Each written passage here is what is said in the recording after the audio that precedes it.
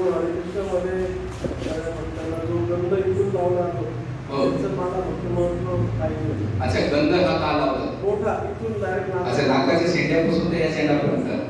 असं मला त्याचं मिनिंग माहिती म्हणून मला फक्त. अच्छा, शास्त्रामध्ये संप्रदायानुसार तिलक असतात, गंध असतात. याला म्हणतात ऊर्ध्वपुंड्र तिलक. ऊर्ध्वपुंड्र तिलक म्हणजे सरळ असलेलं आणि जे शिवजीचे भक्त महादेवाचे त्यांना भस्म असतात, 3 असतात. तर प्रत्येक संप्रदायात 2च तिलक आहेत याच्यामध्ये, विशेष करून शिवजींचा आणि त्रिपुंड म्हणतात आणि वैष्णवमध्ये ऊर्ध्वपुंड्रक म्हणतात. ऊर्ध्वपुंड्रक म्हणजे सरळ बोटाचं. तर त्याच्यामध्ये सरळ बोटामध्ये वेगवेगळे प्रकार असू शकतात, पण ते नारायणाची भक्ती प्रेझेंट करणारे आणि त्रिपुंड्रक म्हणजे शिवजीची भक्ती प्रेझेंट करणारे, हे 2 असतात. तर हे तिलक इथून लावण्याचं कारण असं की 2 जे रेषा आहेत त्या भगवान कृष्णाचे विष्णूचे चरणकमल आहेत आणि विष्णूच्या चरणकमलावर जे पान काढलंय नाकावर ते तुळशी पत्र ठेवलेलं आहे.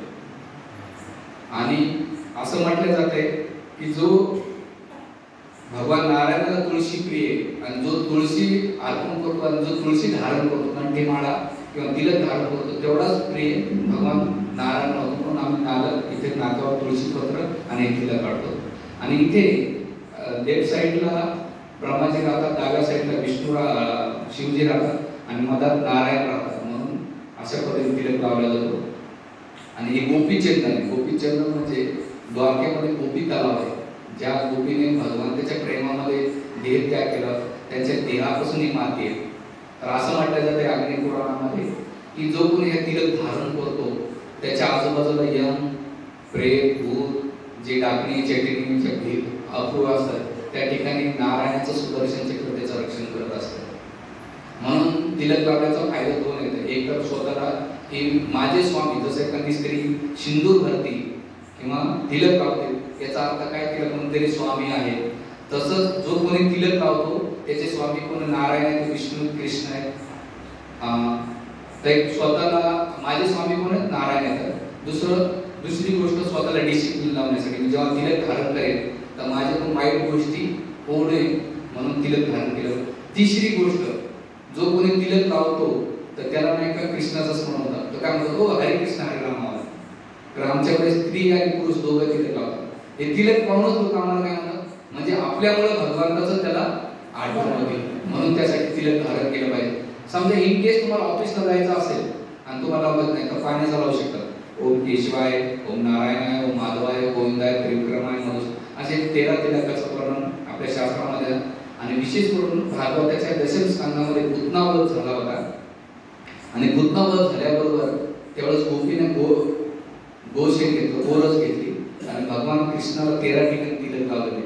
तर आचार्य म्हणतात की भगवंत स्वतः तिलक लावतात, गोपी पण लावतात, तुम्हाला लावायला काय प्रॉब्लेम आहे?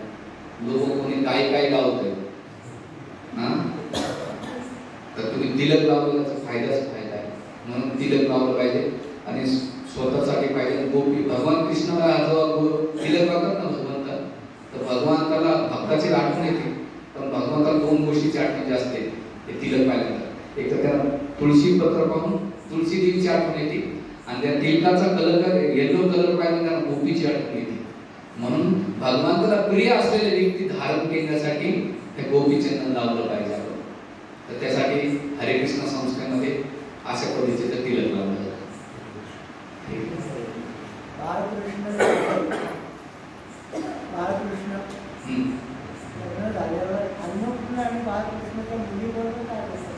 अच्छा, म्हणजे लग्न झाल्यानंतर महाराष्ट्राची पद्धत आहे. अच्छा, महाराष्ट्रामध्ये ज्याला लग्न लागल्यानंतर मुलगी ज्यावेळेला सासरी त्या गौरी हात पुजल्याच्या अगोदर तिला तिची आई बाळकृष्ण आणि अन्नपूर्णा देते. अच्छा, याच्याबद्दल मला जास्त डिटेल्स नाही, पण मी ऐकले ठिकाणी ते सांगतो. त्याची ऑथेंटिसिटी असेल मी थोडंसं विचारून सांगेन. पण तुम्हाला एक गोष्ट त्याच्या मागचं रिझन ते खूप सुंदर सांगितलं की बाळकृष्ण देण्याचं मागचं एक कारण आहे की तुला जो पुत्र होता कृष्णासारखा व्हावा, पहिली गोष्ट. आणि तुझ्या जीवनामध्ये भगवान कृष्णाची भक्ती करण्यासाठी, त्याची वर्शिप करण्यासाठी 2 कारण सांगतात. आणि अन्नपूर्णा यासाठी देतात की बाई तू त्या घरात जाशील ना तर तुझं धन संपत्ती भरभराटी तुझ्या त्या घरात वाढू दे. आणि खरं धन कशा नसतं, मोठ्यामध्ये नसते. तुम्ही खेडेगावात जातो ना, धान्याचे किती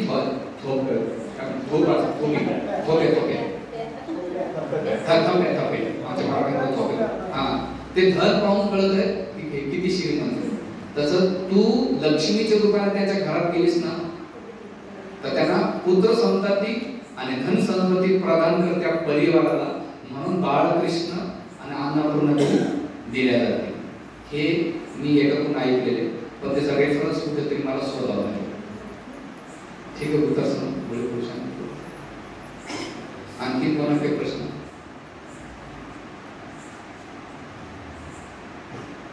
याचं हे दोन कारण दिलेले. कृष्णाच्या उजव्या पायावरची पदचिन्ह होती, त्याचा अर्थ काय? मी प्रवचन दिले पद पादशे म्हणून 18 चिन्ह काय भगवंताने धारण केलेले आहे. हो, तर ते चिन्ह एक आहे. भगवंत हे सांगतात भगवंत की जर कोणी स्वतःला भगवत म्हणत असेल, भगवंत आहे, तर त्याच्या 18 चिन्ह आहे का पायावर ते पहिले बघायचं. आपल्या पायावर चिन्ह पाहिलं तर भेटच असतं म्हणून आपण भगवंत नाही, ह्या पहिली गोष्ट. आणि दुसरं, भगवंत त्या चिन्हामागे भक्तांना खूप आश्वासन देतात. त्याच्यामध्ये चंद्र आहे, चंद्र हे शीतलता प्रदान करते. एक कलश आहे, कलश काय प्रगतीचं लक्षण आहे. एक धनुष्य आहे, धनुष्य म्हणजे विजयाचं प्रतीक आहे.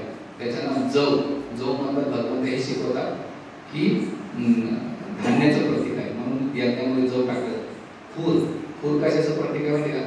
या जगातला भौतिक संसार कसा माहिती का? जो मला माझ्या चरण कमलाचा जो कोणी आश्रय देतो ना, त्याला नाही काय भौतिक संसार गायीच्या खुराप्रमाणे पार करू शकतात. नाहीतर भौतिक संसार पार करणं कठीण आहे, म्हणून गायीचं खुर आहे. तर त्रिकोण आहे, त्रिकोण ह्या गोष्टीचं प्रतीक आहे. 3 क्लेश, आधी भौतिक, आधी दैविक, आधी आत्मिक. 3 गुण, सत्वगुण, रजोगुण, तमोगुण.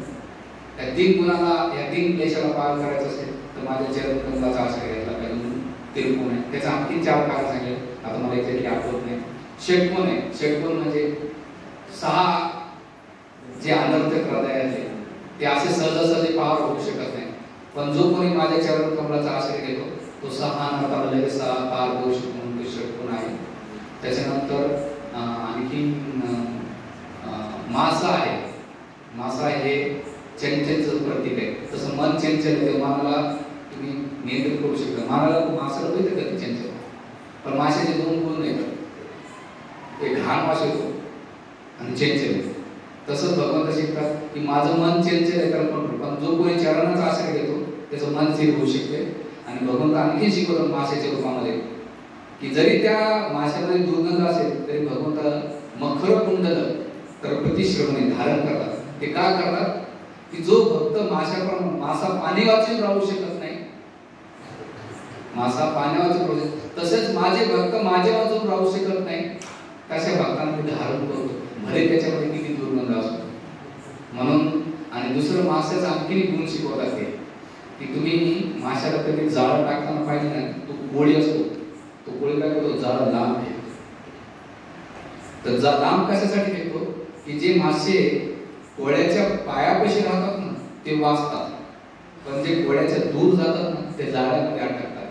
तर भगवंत शिकवतात की जो कोणी माझ्या चरण कमलाच्या जवळ राहील तो शेपमध्ये राहील, आणि जो माझ्यापासून दूर जाईल तो या भौतिक संसाराच्या जाळ्यामध्ये अटकेल, म्हणून ते जाळं टाकतात. त्या माशाला ते कारण देतात. असे कितीतरी कारण आहे. म्हणून पादसेवन नावाचं प्रवचन दिले मी 1.25 तासाचं, ते आहे त्याच्यामध्ये डिटेल दिली. ठीक आहे, आणखी काही प्रश्न?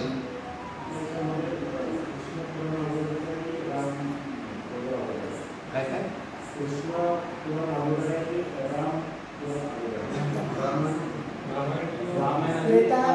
रामायण अगोदर का कृष्ण पुराण विष्णू पुराण अगोदर? म्हणजे श्रीमद भागवतून पहिलं, भागवत अगोदर का रामायण पहिलं? अच्छा, तसं रामायण पहिलं आहे शिकवेनुसार, आणि भागवतामध्ये रामायणाचं वर्णन. आणि परीक्षित महाराजाला सुखदेव गोस्वामी म्हणतात की याच्या पुढे रामकथा ऐकली असेल म्हणून मी संक्षिप्त मध्ये वर्णन करतो. आणि किती अध्याय होते? 9 अध्यायांमध्ये आठवत करतो, 8-9 अध्यायांमध्ये तुम्हाला ती याच्या पहिले ऐकले, म्हणजे रामायण पहिले होऊन गेले. आणि नंतर मग रामायण का महाभारतामध्ये पण आहे. त्याच्यानंतर नरसिंह पुराणामध्ये पण रामायण आहे, भागवत ग्रंथामध्ये रामायण आहे. रामायणामध्ये म्हणजे सगळ्या पुराणामध्ये हे रामायणाची पुढून पुढे झालं काय. पहिले रामायण आहे नंतर भागवत. आणि तसं पाहिलं तर सिक्वेन्स मध्ये भगवान कृष्ण पहिले तर नंतर राम येतात. म्हणून हरे कृष्ण महामंत्र करताना मला एक प्रश्न विचारला की आम्ही गणपतीची आरती म्हणतात पहिले हरे राम राम राम हरे कृष्ण कृष्ण कृष्ण हरे हरे. तुम्ही उलटच म्हणता हो पहिले कृष्ण. तर त्याचं कारण असं आहे एक नंतर दोन, दोन नंतर तीन, तीन नंतर चार, ही सिक्वेन्स आहे. तर पहिले सत्ययुग नंतर द्वापार म्हणजे एक नंतर दोन द्वापार नंतर त्रेता म्हणजे तीन आणि त्रेतानंतर कलियुग. ही सिक्वेन्स आहे म्हणजे युगांची. तर भगवंताने असं का केलं त्याचं कारण असं आहे की सत्ययुगामध्ये गौतम ऋषीची जी पत्नी होती अहिल्या, तर तिचा संग कोणी केला? इंद्राने केला. आणि इंद्राने केल्यानंतर गौतम ऋषीने तिला काय शाप दिला? तू शिळा होऊन जा. म्हणजे शिळा झाल्यानंतर पश्चाताप करू लागली, ग्लानी झाली, तिला चूक झाली, पश्चाताप करतात. ते म्हणजे माझा उद्धार करेल. ते म्हणजे जेव्हा भगवान रामचंद्र येतील ना तेव्हा तुझा उद्धार करते. त्यावेळेस आईला म्हटली की भगवान आता सत्ययुग चालू आहे, त्याच्यानंतर द्वापार आणि नंतर तर माझा उद्धार व्हायला खूप टाइम लागेल. ते म्हणजे प्रार्थना कर भगवंत, तुझ्या पश्चाताप तीव्रता जेवढी असेल तुझ्यामध्ये तळमळत असेल तर भगवंत तुझ्यासाठी येईल. म्हणजे ठीक आहे. तिच्या तळमळत्याने पश्चाताप म्हणजे मी झालेली कृतीबद्दल पश्चाताप, आणि दुसरी तळमळता उत्कंठेमुळे तिने भगवंताला एवढं उत्कंठे भावनेनं बोलवलं. तर भगवंताने काय केलं माहिती आहे? द्वापार युगाला पुढे ढकललं आणि त्रेतायुगाला पहिले घेतलं. आणि मग त्रेतायुगामध्ये रामचंद्र आले आणि अहिल्याचा उद्धार केला. तुम्हाला पहिलेच कारण असं लोक सांगतात की रावणाचा वध करण्यासाठी आले किंवा असं नाही. मेन भगवंताचं कारण अहिल्याच्या उद्धारासाठी आले. भगवंताला फक्त प्रिय. रावणाचा वध काय हार्ट बंद करून टाकलं तर रावण मरू शकेल, त्याला मारायची काय गरज आहे? काय करू भगवंताला काय परमात्मा रूपातून केलं ते झालं. आणि म्हणून भगवंताने काय केलं? अहिल्याचा उद्धार केला. आणि मग पुढच्या अवतारामध्ये कृष्णाने. म्हणून शिकवे दोन्ही सारख्याच आहेत. खडी साखर कशी जरी खाल्ली ती कशी लागणार आहे? आंबा त्याला आंबा नाही राम कसा खाल्ला तरी तो तसं भगवंताचं नाव तुम्ही हरे कृष्णा कृष्णा कृष्णा हरे हरे राम राम राम तसंही जप केला तर त्याचा फायदा होतो. म्हणून सिक्वेन्स मध्ये हरे कृष्ण महामंत्र म्हटलं. ठीक आहे. Okay, thank you very much. Shripad Ramacharya की जय. श्री श्री रंगनाथ रंगनाई की जय. जगत ऋषी कृपाद की जय. निताय गौर प्रेमानंदे. Thank you very much. तर